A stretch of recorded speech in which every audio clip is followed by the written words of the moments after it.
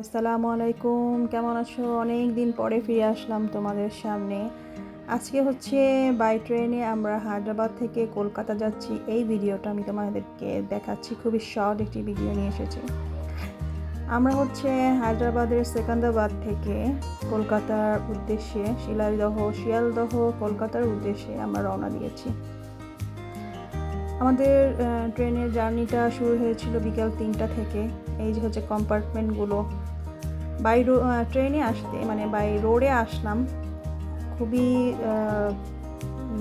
হচ্ছে গিয়ে ব্ল্যাঙ্ক কিছু রোড, বাংলাদেশের মতোই দেখতে রাস্তাগুলো।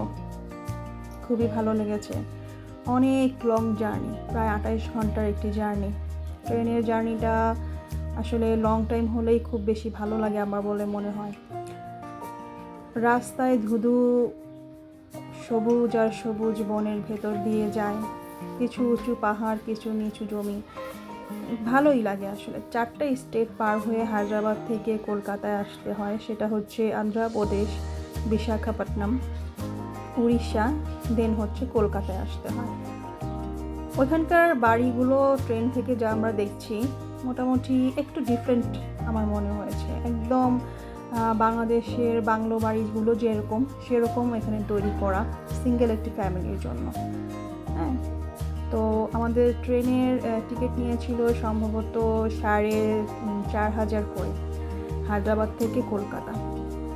তো ডাবল ডেকের কেবিন আমরা নিয়েছি। তো কেবিনের খাবার ওখান থেকে আমরা অর্ডার করেছিলাম, ট্রেন থেকে খাবার অর্ডার করেছিলাম। এই যে হচ্ছে দেখো কি সুন্দর দৃশ্যগুলো। এত লং একটা জার্নি আমাদের কাছে একটুও খারাপ লাগেনি। স্লিপার বেড ছিল 2টা, আমরা 4টাই নিয়েছিলাম, বাট আমাদের শপিং লাগেজ এত বেশি ছিল, একটা বেডে আমাদেরকে ওগুলোই রাখতে হয়েছে। কোনো রকম মানুষের কাছ থেকে ধার করে, এর কাছ থেকে ওর কাছ থেকে আসলে বলে একটু ওদের সাথে গল্প করতে করতে আমরা এসেছি, যারা আছে আর কি আশেপাশে। মাঝে মাঝে একটু দরজা খুলে দরজার বাইরে থেকে দরজা থেকে দাঁড়িয়ে সিনগুলো দেখার চেষ্টা করেছিলাম, because AC compartment, so that সেখানে তো আর জানালা খোলার কোনো অপশন নেই। ডিরেক্ট হচ্ছে দৃশ্যগুলো দেখার জন্য আমি বরাবরই একটু দরজার সামনে এসেছিলাম। এই যে হচ্ছে খাবারের প্লেট, একটু রাইস, একটু রুটি, একটু মাছের ঝোল, মাংসের ঝোল, আলু, সবজি। এই যে রাতের অবস্থা দেখো, মাঝখান দিয়ে করিডোর, তার উপরে হচ্ছে 2 দিকে বেডগুলো। তোমার ভাইয়া মাঝে মাঝে হচ্ছে আসে, এত কাছে চলে আসে, আমার ভয়ই লাগে, এই জন্য একটু ওর সাথে রাগ করছিলাম আর কি। এত কাছে কেন চলে যাও, হচ্ছে সে কাছে গিয়ে একদম উকি মেরে গিয়ে দেখবে, এই আর কি। তো আজকে এটুকুই। ভালো থাকবে, সুস্থ থাকবে, দোয়া করবে খুব ভালোভাবে আমরা হচ্ছে গিয়ে যাতে পরবর্তী ব্লগগুলো তোমাদের সাথে শেয়ার করতে পারি।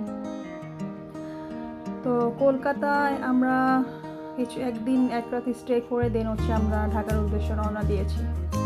গুড বাই, ভালো থাকবে, আল্লাহ হাফিজ।